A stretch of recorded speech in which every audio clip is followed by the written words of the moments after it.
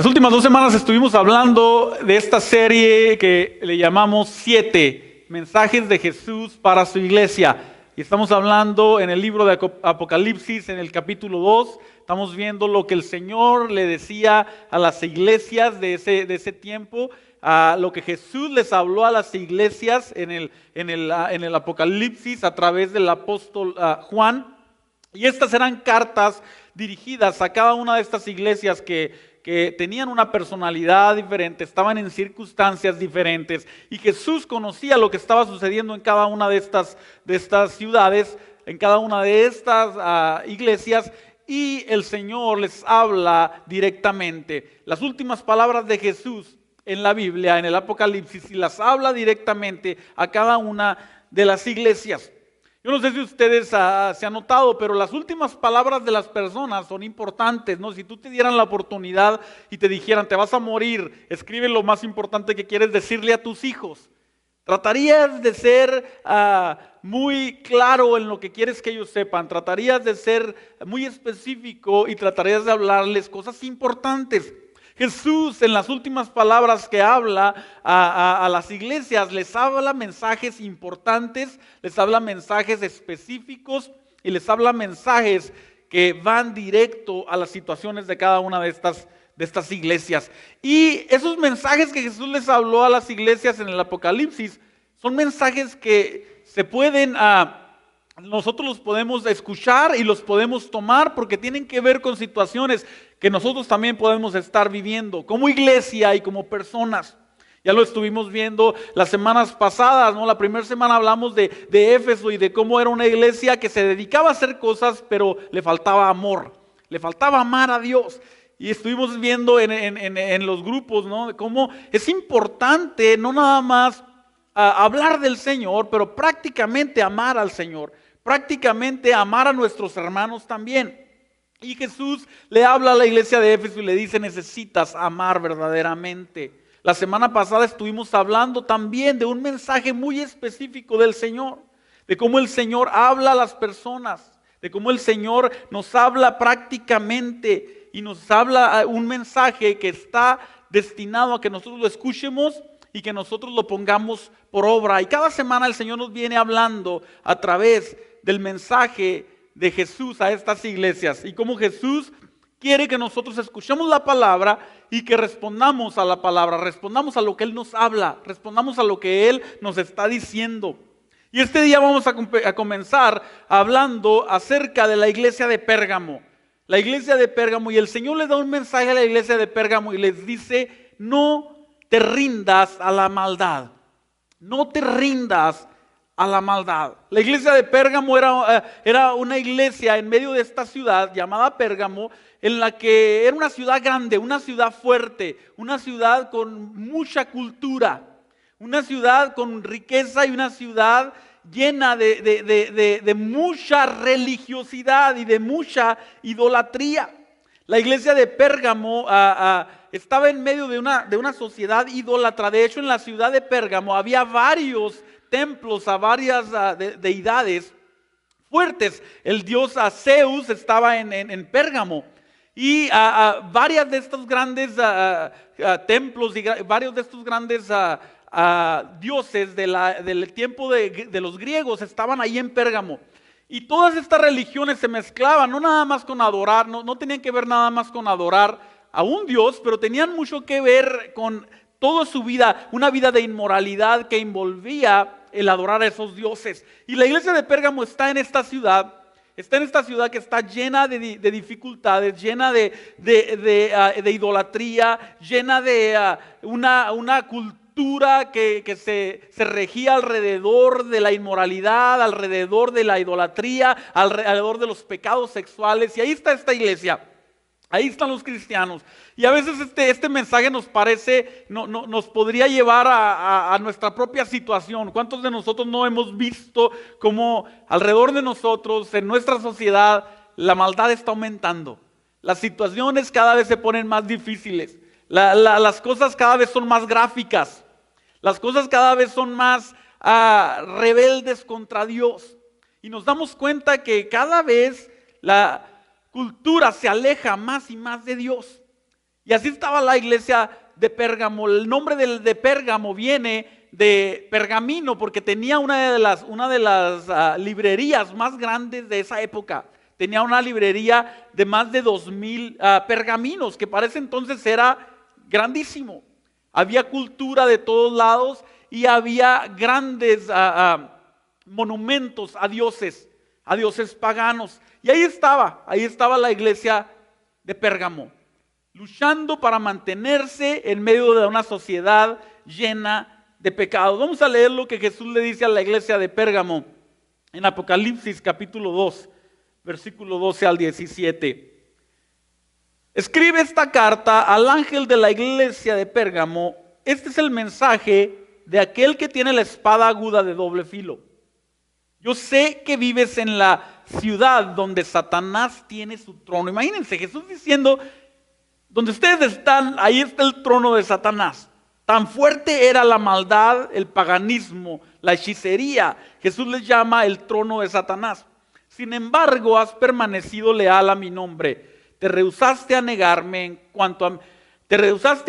aun cuando mi fiel testigo Antipas murió como mártir en medio de ustedes, ahí en la ciudad de Satanás. Pero tengo unas cuantas quejas en tu contra. Toleras a algunos de entre ustedes que mantienen la enseñanza de Balaam, quien le enseñó a Balac cómo hacer tropezar al pueblo de Israel. Le enseñó a pecar, incitándolos a comer alimentos ofrecidos a ídolos y a cometer pecado sexual. De modo parecido, entre ustedes hay algunos nicolaítas que siguen esta misma enseñanza. Arrepiéntete de tu pecado, o de lo contrario vendré a ti de repente y pelearé contra ellos con la espada de mi boca. Todo el que tenga oídos para oír debe escuchar al Espíritu y entender lo que Él dice a las iglesias. A todos los que salgan vencedores les daré del maná que ha sido escondido en el cielo, y les daré a cada uno una piedra blanca, y en la piedra estará grabado un nombre nuevo que nadie comprende aparte de aquel que lo recibe. Jesús les da un mensaje a la iglesia de Pérgamo, y les da un mensaje con algunas divisiones. Les da un mensaje de ánimo al principio, pero luego tiene ciertas cosas también que les quiere reprochar, de las que les quiere decir: en esto están mal y tienen que cambiar estas situaciones. Y al último les dice: necesitan arrepentirse. El mensaje de Jesús a la iglesia de Pérgamo lo podríamos dividir en varias cosas, como hemos dividido los otros mensajes. Lo primero, Jesús les dice: sé dónde te encuentras, sé dónde estás. Le dice: yo sé dónde vives, en la ciudad donde Satanás tiene su trono. Y Jesús les está diciendo: yo sé dónde estás. Y a nosotros Jesús nos dice: yo sé dónde ustedes están también. Tu situación y el lugar en donde estás no son ajenos a Dios, no son ajenos a lo que Dios quiere hacer en nuestra vida. En cualquier circunstancia en la que estamos, en el lugar en donde estamos, Él sabe en dónde estamos. Dios es omnisciente y omnipresente.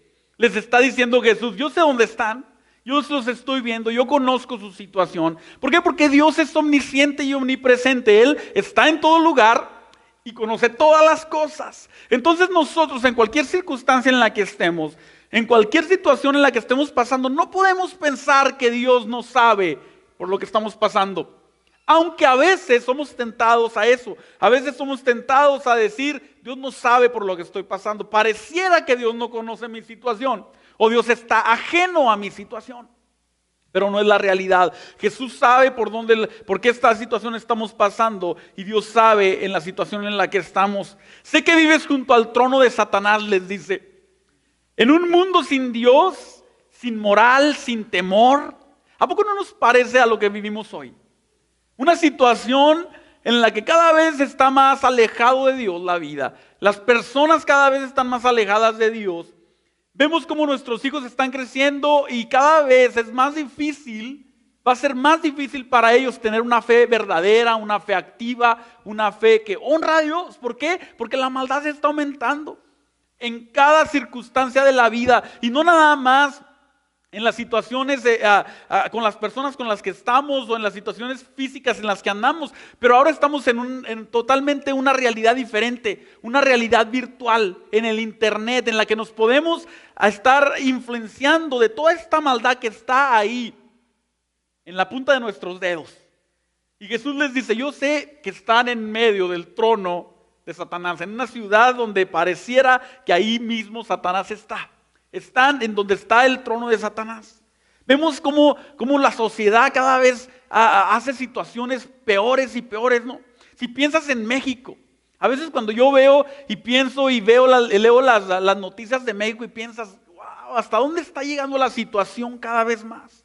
¿Hasta dónde está llegando la maldad de las personas? ¿No? El secuestrar, el matar, el robarle a otras personas. Encuentras a niños siendo sicarios, a niños siendo matones, a niños que andan vendiendo droga.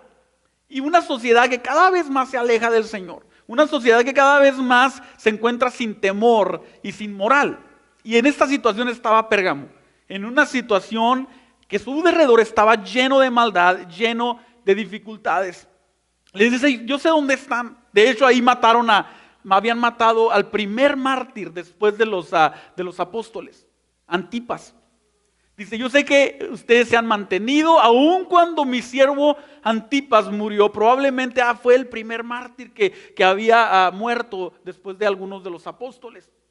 El primer mártir que no conoció a Jesús, que no estuvo con Jesús, de los primeros discípulos, que tuvo que entregar su vida.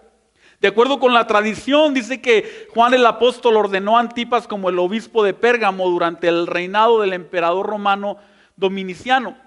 El relato tradicional continúa diciendo que Antipas fue martirizado en el año 92, que lo quemaron dentro de un altar de fuego. La tradición dice que Antipas lo metieron en un toro de metal. Hicieron un toro de metal y lo metieron adentro y le prendieron fuego. Y la tradición dice que este toro tenía adentro un mecanismo como si fuera una trompeta.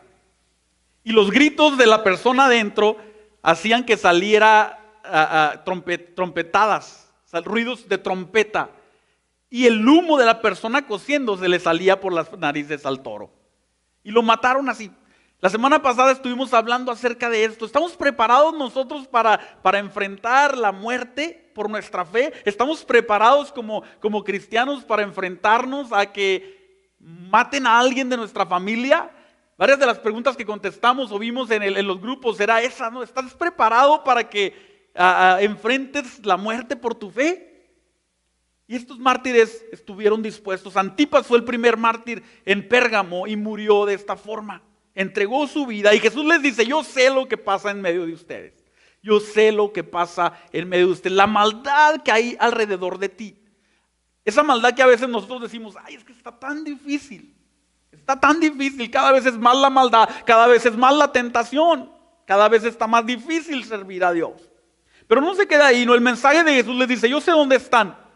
Pero luego les dice el Señor, en cierto sentido, la maldad alrededor de ti no es excusa para pecar. Jesús les dice, yo conozco dónde estás, les dice, yo sé lo que estás pasando, yo sé que ahí murió mi siervo fiel Antipas. Versículo 14, pero tengo unas cuantas quejas en tu contra. Y en esta frase Jesús les está diciendo, aunque la situación esté tan difícil a tu derredor, no es una excusa para pecar. ¿Y a poco no nosotros a veces pensamos que sí es excusa para pecar si la situación se pone difícil? O a veces pensamos que es excusa para alejarnos de Dios si la situación está fuera de nuestro control. Si se pone difícil la persecución, si se pone difícil la situación a nuestro alrededor, nosotros pensamos, no, pues esto me da un poquito más de excusa para yo no tener que servir a Dios como otros lo están sirviendo, otros que no están pasando por dificultades. Pero Jesús les dice, no es así. Tengo unas cuantas cosas contra ustedes. La iglesia de Pérgamo había pasado la prueba de no negar a Jesús, fíjense. Había pasado la prueba de no negar a Jesús. O sea, no negaban a Jesús. Pero aún así Jesús les dice, ustedes de cualquier forma están en una situación en la que se tienen que arrepentir. O sea, el hecho de que no niegues a Jesús no quiere decir que estás haciendo todas las cosas bien. Habían empezado a ser complacientes, pensaban que estaban seguros, pensaban que tenían permiso de pecar. En medio de una sociedad que estaba plagada con pecados, ellos pensaban, todos lo hacen, todos lo hacen. El hecho de estar sufriendo por Cristo no les daba esta excusa. Estar en medio de una sociedad plagada de maldad no reduce el estándar al que somos llamados como cristianos. Estar en medio de la sociedad más pecaminosa no reduce el estándar. Y lo vemos en la vida de Lot. Lot estaba en medio de ciudades paganas, en medio de ciudades llenas de pecado, y aún así no se rindió. Aún así no se rindió. Y a nosotros el Señor nos llama a mantenernos. Jesús les dice, no pienses que porque te ha ido mal, entonces tú puedes bajar el estándar. No pienses que porque te ha ido difícil la situación, o alrededor tuyo hay muchos que están cometiendo pecado, tú también puedes bajar el estándar de lo que yo estoy buscando que pase en tu vida. No puede ser así, no podemos reducir el estándar. Jesús les dice, sé dónde estás, pero eso no te da derecho, eso no te permite reducir el estándar.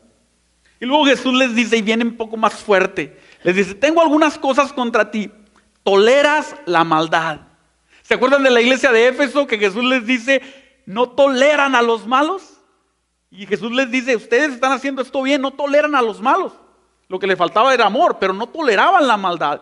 A la iglesia de Pérgamo Jesús les dice, ustedes toleran la maldad. Ustedes toleran la maldad. Y la tolerancia de la iglesia de Pérgamo no era nada más que dijeran, bueno, pues allá están ellos. No, la tolerancia era que ellos mismos disfrutaban de las mismas situaciones que los otros estaban cometiendo. La tolerancia te hace participante. Cuando eres tolerante como cristiano, empiezas a recibir las cosas y te conviertes en participante también de los pecados. Y es una palabra muy fuerte para nosotros como cristianos. Tenemos que darnos cuenta que es tolerar, que es, ok, bueno, yo no puedo hacer nada ya tú, pero ¿qué es tolerar? ¿Qué toleramos en nuestra vida? ¿Qué toleramos en nuestra familia? ¿Qué toleramos en nuestra iglesia? La palabra tolerar ahí era una palabra que significaba los tienes metidos como un tumor. Están metidos dentro de ti. Se metió dentro de ti la maldad, les dice Jesús. Tengo algunas cosas contra ti. Toleras a algunos de entre ustedes que mantienen la enseñanza de la... Fíjense que no eran todos, eran algunos. Pero aún así Jesús le dice, tengo estas cosas contra ti. Toleras a algunos que enseñan la doctrina de Baal. La tolerancia nos hace participar. Tolerancia, convivencia, disfrutar. Cuando empiezas a disfrutar aquellas cosas que sabes que no le agradan a Dios. Cuando empezamos a tolerar esas cosas. La tolerancia involucraba indulgencia y participación de los pecados de la ciudad.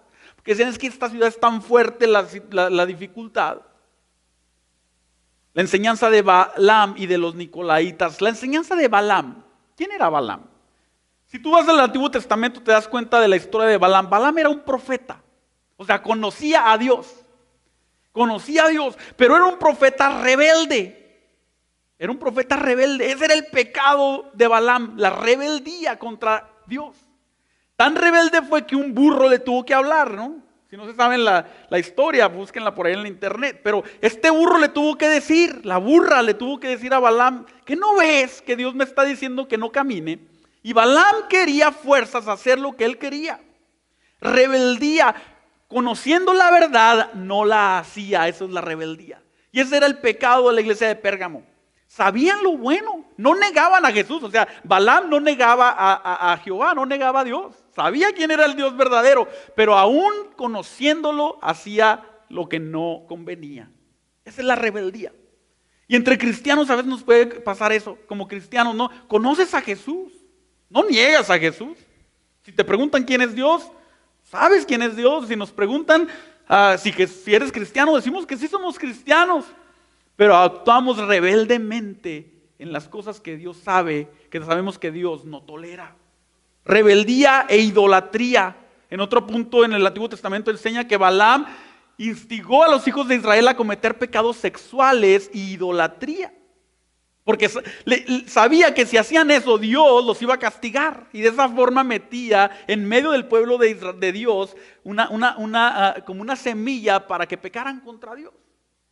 Rebeldía, idolatría en contra del Dios verdadero. Y los nicolaitas No está muy seguro de exactamente de lo que se trata, pero varios estudiosos dicen que se trataba de uno de los primeros diáconos. Los diáconos que los apóstoles tomaron para que les ayudaran, uno de ellos era Nicolás. Y se cree, se dicen algunos de los estudiosos, es que los nicolaitas salieron de él.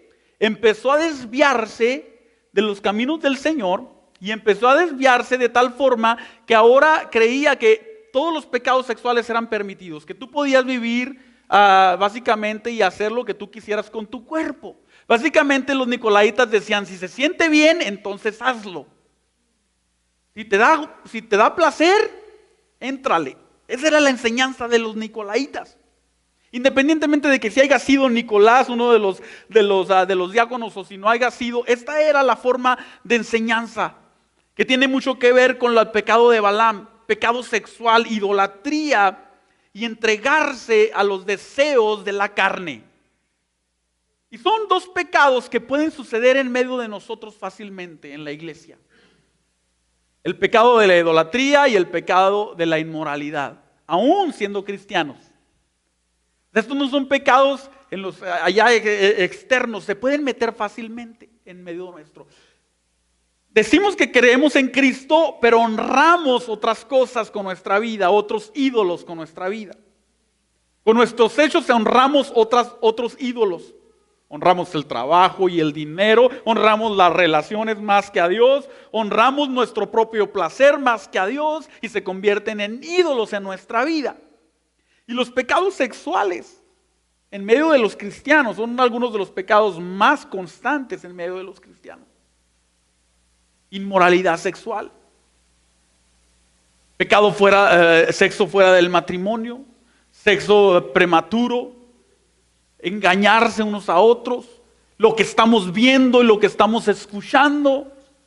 Todas esas cosas se habían metido en la iglesia de Pérgamo y empezaron a hacer un estrago en la vida de los cristianos, aunque no habían negado a Cristo. Fíjense, o sea, Jesús les dice, ustedes han sido permanecidos y no me niegan, pero en su vida hay pecados que se les han metido poco a poco.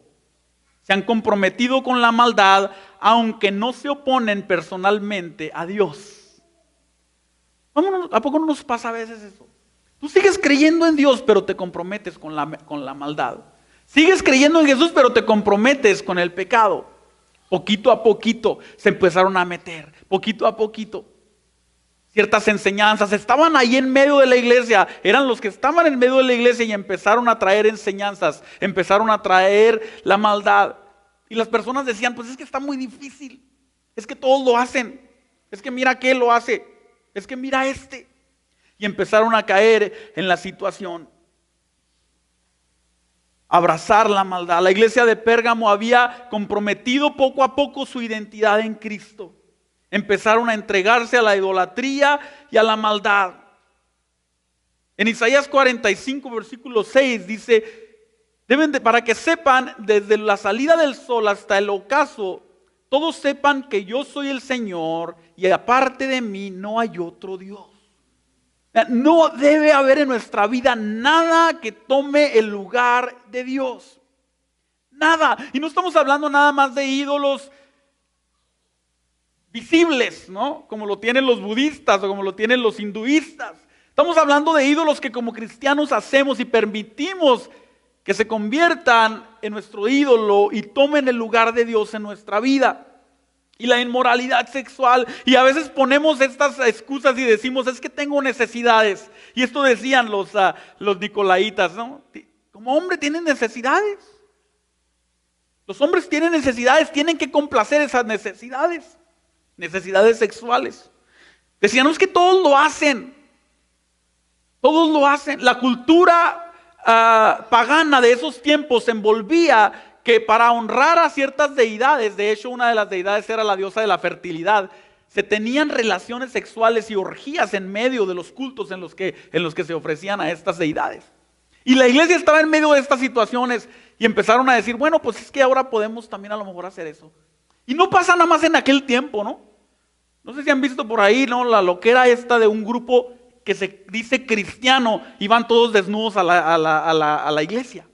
¿No? A veces nos parece ridículo, nos parece una risa y ridículo, pero no es nada más que el diablo mismo incitando a las personas a seguir los deseos animales y carnales que están dentro de ellos, que el diablo mismo pone en sus vidas. Y trastornándoles la mente, y trastornándoles el sentido, ¿no? Y empiezan a ser transformados. La idea ahora de las iglesias cristianas, ¿no? Y de denominaciones enteras que dicen, no hay problema que se casen dos hombres. Es más, si quiere predicar también, que predique, ¿no? Aunque sea homosexual y se casó con otro. Es más, vamos a casarlos, no importa. Se aman, se quieren y todos lo están haciendo. En la iglesia de Cristo, o sea, no era allá afuera, en la iglesia de Cristo. Y Pérgamo así le pasó, empezó a meterse la maldad dentro de la iglesia. La otra mentira que se creían es que no debemos de juzgar. No hay que juzgarlos, ¿no? Tienen situación, a lo mejor tenía mucha necesidad, por eso cayó en adulterio. A lo mejor cayó en adulterio porque su esposa o su esposo no era suficiente amoroso. Y empezamos a ponernos del lado equivocado. Empezamos a ponernos del lado contrario. Y esos eran los pecados más fuertes en la iglesia de Pérgamo: idolatría, inmoralidad sexual. De hecho les dice, incitan a mis siervos a cometer pecado sexual. Tenemos que darnos cuenta. Jesús les dice, toleras la maldad. Estás tolerando, estás siendo tolerante. ¿En qué estamos siendo tolerantes nosotros? ¿En qué estás siendo tolerante en tu vida? ¿Qué cosas toleramos en la televisión, por ejemplo? ¿Qué cosas toleramos en el internet? ¿Qué cosas toleramos que entren a nuestra casa? Y decimos, no, pues es que todos vieron esa película, hay que verla también nosotros, ¿no? Todos están viendo esta serie que tiene violaciones, que salen homosexuales, que se engañan unos a otros, pues no hay tanto problema, ¿o sí? Y empezamos a ser tolerantes, poquito a poquito toleramos las cosas que no le agradan a Dios. Pero Jesús no se queda nomás ahí. Jesús va directo. Y lo siguiente que Jesús les dice es, arrepiéntete de tu pecado. O sea, Jesús no les dice, ay, mira, no, arrepiéntete. Tienes que arrepentirte de eso. Tienes que arrepentirte de tu pecado. Hay verdades que no se pueden comprometer. Hay cosas que no podemos decir, a lo mejor sí, a lo mejor. No, arrepiéntete de tu pecado, les dice Jesús. Y qué tremendo que Jesús les dice arrepiéntete, aun cuando eran otros los que estaban metidos con esos pecados. Pero Jesús le dice arrepiéntete a toda la iglesia. Arrepiéntete de tu pecado, dice. O de lo contrario vendré a ti y de repente y pelearé contra ellos con la espada de mi boca. Arrepiéntete de tu pecado. Quiero hablarles un poquito acerca del arrepentimiento. Porque a veces no entendemos el arrepentimiento y esta sería otra totalmente enseñanza diferente. Pero hay 4 cosas que implican un arrepentimiento verdadero. 4 cosas. El reconocimiento, cuando reconoces que estás mal. La tristeza, la convicción en el corazón, cuando te da tristeza lo que hiciste.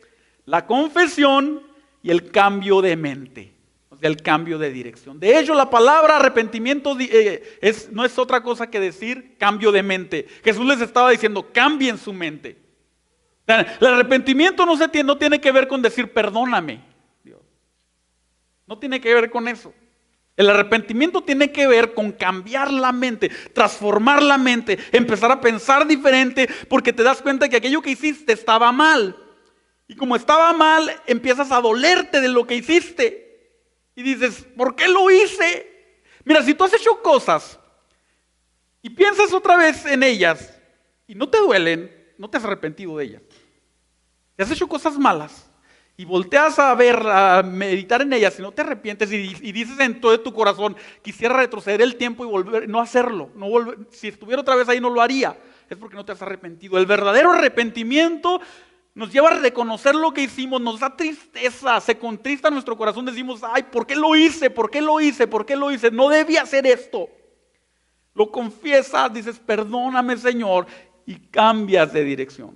Y eso es lo que Jesús les dice, arrepiéntanse. Es la primera vez que Jesús les dice a las iglesias. En las otras dos iglesias que vimos no les dijo Jesús esto. Es la primera vez, y en las siguientes que vamos a ver les vuelve a decir eso. Por eso quiero ahorita establecer lo que es el arrepentimiento verdadero. El arrepentimiento verdadero es que tú cambias de mente. No quiere decir que a lo mejor no vas a volver a fallar en alguna otra cosa, pero tú cambias de mente y haces lo más que tú puedes por ya no ir en la misma dirección. Ahora te volteas y luchas contra ti, contra el mundo y contra lo que sea para caminar en una dirección diferente. Les dice, cambien. Arrepiéntanse, si no voy a venir y voy a pelear contra ustedes con la espada de mi boca. Dice Jesús. O sea, no crean que porque están en medio del trono de Satanás, ustedes están exentos. No piensen que porque aquí en Estados Unidos la situación se está poniendo tan difícil, ustedes están exentos. El estándar es el mismo, para todos. Para todos. Tenemos que vivir con la identidad que Jesús nos da. Y lo último que Jesús les da es una promesa. Qué tremendo que Jesús no se queda nada más con los latigazos, no nos deja con los latigazos nomás, ¿no? No es así como que nomás, sácale. No, nos da una promesa. ¿Por qué? Porque somos su familia, porque somos sus hermanos, porque somos hijos del mismo Padre, porque Él nos redimió y nos dice, es más, déjenles doy una promesa, para que se animen. Aunque esté difícil la situación, para que se animen. Y la promesa tiene que ver con lo que les dice Jesús en el versículo 17. Todo el que tenga oídos para oír, escuche lo que el Espíritu dice y entienda lo que dice a las iglesias. A todos los que salgan vencedores. A todos los que salgan vencedores de la maldad. No el que se rinda a la maldad. El que salga vencedor. Por eso el mensaje es no te rindas a la maldad. A todos los que salgan vencedores les daré el maná que ha sido escondido en el cielo. Y le daré a cada uno una piedra blanca, y en la piedra estará grabado un nombre nuevo que nadie comprende, aparte de aquel que lo recibe. 3 cosas les dice Jesús. Les voy a dar maná, o sea, les voy a dar un sustento perpetuo. Los voy a sostener para siempre. La semana pasada hablamos de eso. Aunque aquí nos vaya como en feria, nos vaya en la dificultad, aunque nos maten en esta tierra, tenemos una recompensa perpetua. Jesús les dice, les voy a dar un maná. O sea, sustento perpetuo, aunque aquí estés pasando por necesidad. Y luego les dice, les voy a dar una piedra blanca. Los que estudian todo esto dicen que en ese tiempo los magistrados, cuando tenían a un culpable enfrente de ellos, les tenían una piedra negra y una piedra blanca. Una piedra negra, si se la daban, significaba estás condenado. Y la piedra blanca era eres inocente, estás absuelto. Y Jesús les dice, les voy a dar una piedra blanca. O sea, ustedes son libres. Les voy a dar libertad verdadera, están absueltos del pecado. Les doy una piedra blanca. Y luego les dice, les voy a dar un nombre nuevo, que tiene que ver con la identidad nueva que nos da el Señor. El Señor dice, tú no tienes que rendirte a la maldad. Tú no tienes que sucumbir a la maldad aunque esté de lo peor. Aunque esté de lo peor. El trono de Satanás ahí. Esta iglesia ahí se dice que estaba sobre una colina y mero arriba de la colina había uno de los templos a uno de estos dioses. Cada cristiano que vivía en ese lugar, siempre que volteaba a la colina veía el trono de un dios, el trono de Satanás. Pero aún por estar en medio de estas circunstancias, Jesús les dice, ustedes no tienen que rendirse a la maldad. Les doy una promesa, les voy a dar maná, les voy a dar una piedra blanca, les voy a dar un nombre nuevo. Sustento, libertad e identidad. Jesús no nos deja solamente con la corrección, nos habla de una nueva promesa. Pónganse de pie conmigo. De una